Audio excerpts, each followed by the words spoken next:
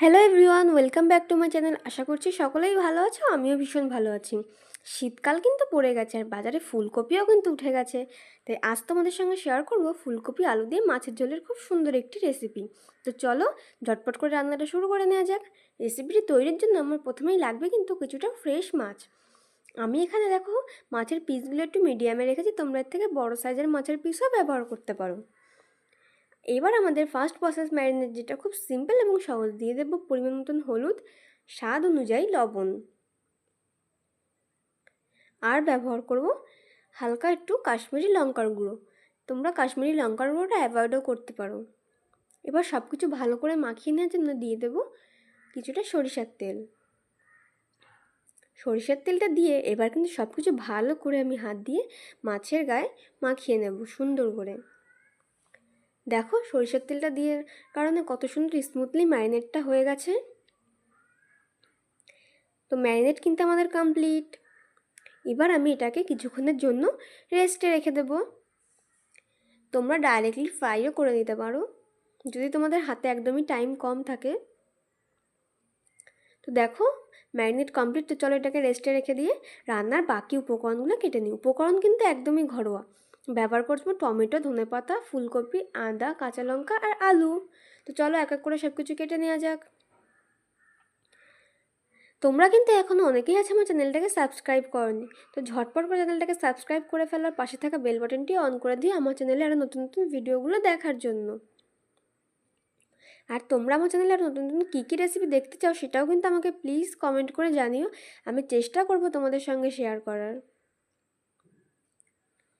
ফুলকপিগুলো যেহেতু একটু বড় বড়, সেই কারণে আমি দেখো এরকম একটু আলাদা করে নিয়ে মাঝখান দিয়ে আবার দুটো করে ভাগ করে নিয়েছি।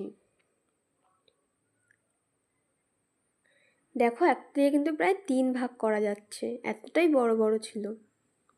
ফুলকপি কাটা কিন্তু কমপ্লিট আমার। এবার এটাকে আমি থালায় তুলে নেব। এরপরে আমি আলুটাকেও কেটে নেব লম্বা লম্বা করে। ফুলকপির যে ডান্ডিগুলো হয় ওটাও কিন্তু খাওয়া যায়। তোমরা অনেকেই আছো ফেলে দাও, ওটাকে খাও না। তোমরা যদি চাও আমি ওটার রেসিপিও তোমাদের সঙ্গে শেয়ার করব। আলুগুলো কিন্তু এরকম আমি লম্বা লম্বা করে কেটে নিয়েছি। এবার আলুগুলোকে থালায় তুলে নিয়ে আমি আদাটাকে একটু স্লাইস করে নেব মাঝখান দিয়ে, যাতে পেস্ট করার সময় আমার পেস্ট করতে একটু সুবিধা হয়। এরপর আমি টমেটোটাকে আলাদা করে নেব। রান্নাটা কিন্তু খুবই সিম্পল এবং সহজভাবেই করব আমি তোমাদের সঙ্গে। দেখো ওদিকে কিন্তু আমার তরকারি কাটা কমপ্লিট। এবার আমি এদিকে গ্যাস ধরিয়ে গ্যাসের উপর কড়াই বসিয়ে দিয়েছি। এবার আমি কড়াইতে তেল দিয়ে দিয়েছি। তেলটা দেখো খুব ভালোভাবে কিন্তু গরম হয়ে গেছে, উপর থেকে ধোঁয়া উঠছে। সেই পর্যায়ে আমি মাছগুলো তেলের উপরে ছেড়ে দিয়েছি ফ্রাই করে নেওয়ার জন্য।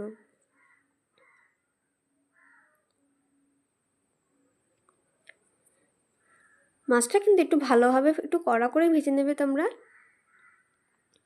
দেখো এক পাশ কিন্তু ভাজা হয়ে গেছে, তাই আমি উল্টে দিয়েছি আর এক পাশ ফ্রাই করে নেওয়ার জন্য। এবার দেখো আর এক পাশও ফ্রাই হয়ে গেছে। এবার আমি এটাকে একটা প্লেটে তুলে নেব। এটাকে প্লেটে তুলে নিয়ে আমি বাকি মাছগুলোও কিন্তু এইভাবেই ফ্রাই করে নেব।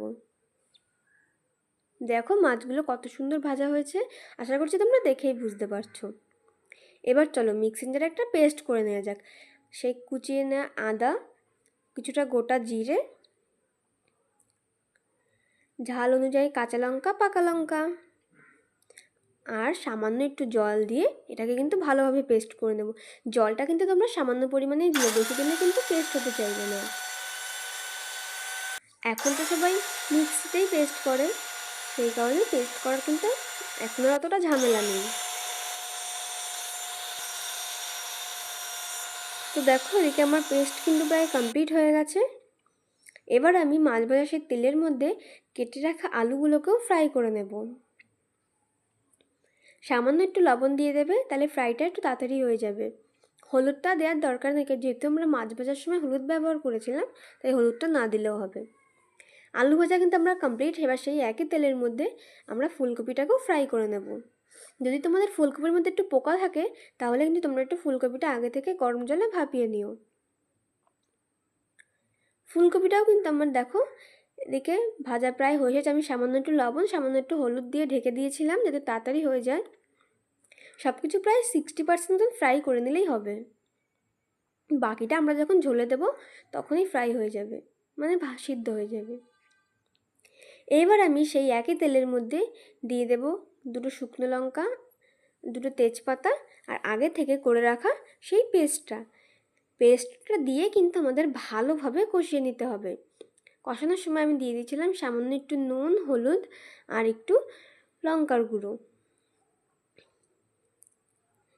মশলাটা কিন্তু আমাদের ভালোভাবে কষিয়ে নিতে হবে। যত সুন্দর করে তোমরা মশলাটা কষাবে খেতে কিন্তু ততই স্বাদ আসবে। মশলা থেকে যতক্ষণ না পর্যন্ত তেল ছাড়বে ততক্ষণ কিন্তু ভালো করে কষিয়ে নিতে হবে। কষানোর সময় আমি এখানে একটু চিনি ব্যবহার করেছিলাম সামান্য পরিমাণে। চিনি কিন্তু স্বাদটাকে পুরোপুরিভাবে ব্যালেন্স করে আর খেতে কিন্তু দুর্দান্ত লাগে। এখানে আমার একটু জল প্রয়োজন মনে হয়েছিল, সেই কারণে আমি একটু জলও ব্যবহার করেছি। এরপর আমি ভেজে রাখা আলুগুলোকে মশলার সাথে দিয়ে ভালো করে কষিয়ে নেব। টমেটোটা আমি এখানে গোটা ব্যবহার করেছিলাম, তোমরা কিন্তু টমেটোর পেস্টও ব্যবহার করতে পারো। আলু দিয়ে ভালোভাবে কিছুক্ষণ নাড়িয়ে চাড়িয়ে কষিয়ে নেওয়ার পরে কিন্তু আমি ফুলকপিটাও দিয়ে দিয়েছি। এবার ফুলকপিটা দিয়েও ভালো করে মশলার সাথে কষিয়ে নেব, যাতে পুরো মশলাটার ফ্লেভারটা যেন ফুলকপির মধ্যে ঢোকে।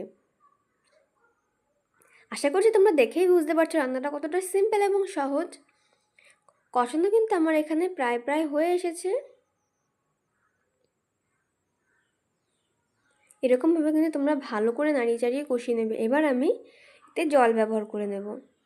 জলটা তোমরা তোমাদের প্রয়োজন মতন ব্যবহার করো, যতটা ঝোল তোমরা রাখতে চাও। একদম কষা কষাও রাখিনি আমি, একদম পাতলা ঝোলও রাখিনি। দেখো মাঝখানে কিন্তু আমি একবার নাড়িয়ে চাড়িয়ে নিয়ে ভেজে রাখা মাছগুলোকে কিন্তু ঝোলের মধ্যে দিয়ে দিয়েছিলাম। এটাকে এবার আবার কিছুক্ষণের জন্য ঢাকা দিয়ে রেখে দেবো। রান্না কিন্তু আমাদের প্রায় কমপ্লিটই হয়ে এসেছে। এটাকে আবার কিছুদিন আমি ঢাকা দিয়ে রেখে এবার নামিয়ে নিয়েছিলাম ফোড়ন দেওয়ার জন্য। রান্না তো আমাদের যেহেতু বলেই দিয়েছি তোমাদেরকে কমপ্লিট হয়ে এসেছে। আমি কী করি জানো তো, যখন মাছ ভাজি তখন সেটা সর্ষের তেলে ভাজি না, সাদা তেলে ভাজি। যখন ফোড়ন দিই তখন আমি একটু সরিষার তেল ব্যবহার করি, কারণ সরিষার তেলে ফোড়ন দিলে কিন্তু গন্ধটা অপূর্ব সুন্দর আসে আর খেতেও বেশ ভালো লাগে। ফোড়নে দিয়ে দিয়েছিলাম আমি কিছুটা পরিমাণে জিরে একটু ভাজা ভাজা হয়ে আসলেই তরকারিটা আমি ঢেলে দেবো কড়াইতে। দেখো রান্না কিন্তু আমাদের কমপ্লিট। এবার আমি উপর থেকে একটু দিয়ে দেবো গরম মশলা, কিছুটা পরিমাণ ধনেপাতা কুচি আর দেবো একটু চেরা কাঁচা লঙ্কা। ব্যাস, রান্না আমাদের ডান। শীতকালের কিন্তু আমাদের সকলের প্রিয় একটি রেসিপি ফুলকপি আলু দিয়ে মাছের ঝোল। এরকম 1 পিস মাছ, 2 পিস ফুলকপি আর 1 পিস আলু দিলেই কিন্তু পেট ভরে খাওয়া যাবে। চলো এবার আমি তরকারিটাকে একটা পাত্রে ঢেলে নিই আর আমাদের খাবারের থালাটাও সাজিয়ে নিই। রান্না তো আমাদের কমপ্লিট। আজকের রান্নায় ছিল একটু লাল শাক ভাজা, ফুলকপি আলু দিয়ে মাছের ঝোল, সাথে একটু স্যালাড। বেশ তৃপ্তি করে কিন্তু খেয়েছিলাম। তো আজকের ভিডিওটা এখানেই শেষ করছি। তোমাদের ভিডিওটা কেমন লাগলো আমাকে কমেন্টে জানিও। এদিকে আমরা খাওয়া দাওয়া কমপ্লিট করতে থাকি। টাটা, দেখা হচ্ছে নেক্সট